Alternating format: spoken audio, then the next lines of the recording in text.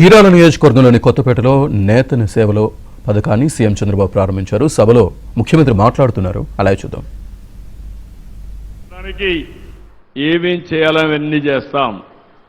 ఈరోజు రాష్ట్రంలో మీరు చూస్తే చీరాల, వెంకటగిరి, ధర్మవరం, ఉప్పాడ, మంగళగిరి, పొందూరు, పెడన, కాళహస్తి, నరసాపురం ఇవన్నీ కూడా అనేక చేనేత ఉత్పత్తులకి గుర్తింపు తీసుకొచ్చారు. ఏ ప్రాంతానికి ఆ ప్రాంతం పోటీపడి ముందుకు పోయే పరిస్థితికి వచ్చారు. ఇంకొక పక్కన మీరు ఒకసారి చూసినప్పుడు ఇక్కడికి వచ్చినప్పుడు ఈరోజు 1,27,000 మంది చేనేత మీద ఆధారపడ్డారు. నేను చాలా వృత్తులు చూశాను. చేనేత పైనే ఆధారపడిన ఏకైక వర్గం చేనేత కార్మికులు. వేరే వాళ్ళు మారగలిగారు కానీ మీరు మాత్రం మగ్గాన్నే నమ్ముకున్న ఏకైక వర్గం చేనేత అని మరొక్కసారి విజ్ఞప్తి చేస్తున్నా. మీ అందరిలో ఒక సాంప్రదాయ ప్రకారం సృజనాత్మక కలిగిన వ్యక్తులు మీరందరూ, నైపుణ్యం ఉంది. అయితే కాలక్రమేణా చాలా ఇబ్బందులు వచ్చాయి. నేను రాజకీయాల్లోకి వచ్చిన తర్వాత ఎక్కువ కన్సర్న్ చూపించిన వర్గం చేనేత.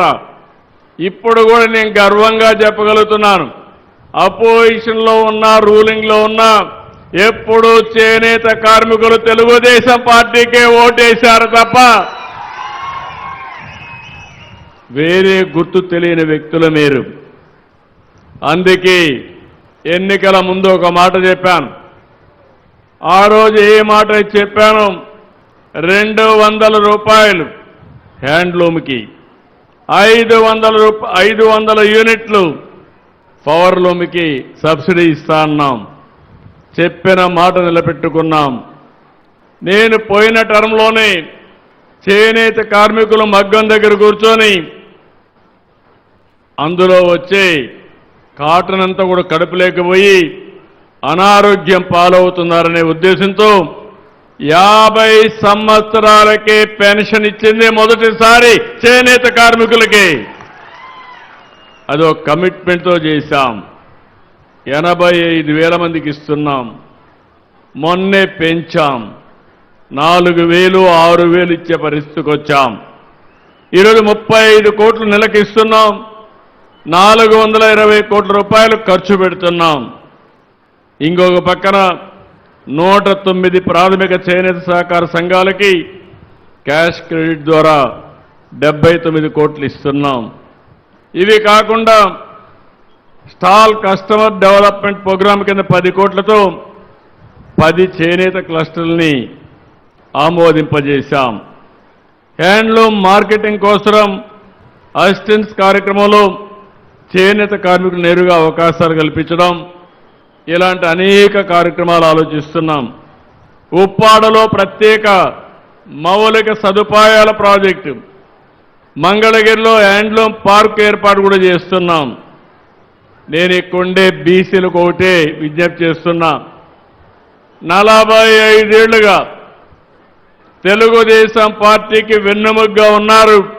తెలుగుదేశం పార్టీని ఆదరించారు. మొన్న ఎన్నికల్లో ఎన్డీఏని ఏకపక్షంగా గెలిపించిన ఘనత బీసీలకే దక్కిందని చెప్పి కూడా నేను మీకు తెలియజేస్తున్నా. అందుకే మేము కూడా ఇది గుర్తుపెట్టుకున్నాం. ఎన్నికల ముందు మీరు గుర్తుపెట్టుకోవాలి, ఎలాంటి అత్యవసర పరిస్థితులు ఈ రాష్ట్రంలో ఉన్నాయో. ఆ రోజు నేను కానీ, జనసేన అధినేత పవన్ కళ్యాణ్ గారు కానీ, ఇంకో పక్క ప్రధానమంత్రి నరేంద్ర మోడీ గారి నాయకత్వంలో మేము ఆ రోజు మీకు ఒక హామీ ఇచ్చాం. మళ్ళీ రాష్ట్రాన్ని పునర్నిర్మాణం చేస్తామని, సూపర్ 6 అమలు చేస్తామని, ఇంకో పక్క అభివృద్ధి కూడా సమాంతరంగా అభివృద్ధి చేస్తామని, ఎవరికి ఇబ్బంది లేని పరిపాలన ఇస్తామని హామీ ఇచ్చాను. 2 ఏళ్లయింది. మీ నమ్మకాన్ని నిలబెట్టుకున్న ప్రభుత్వం ఎన్డీఏ ప్రభుత్వం అవునా కాదా అని మిమ్మల్ని అడుగుతున్నా.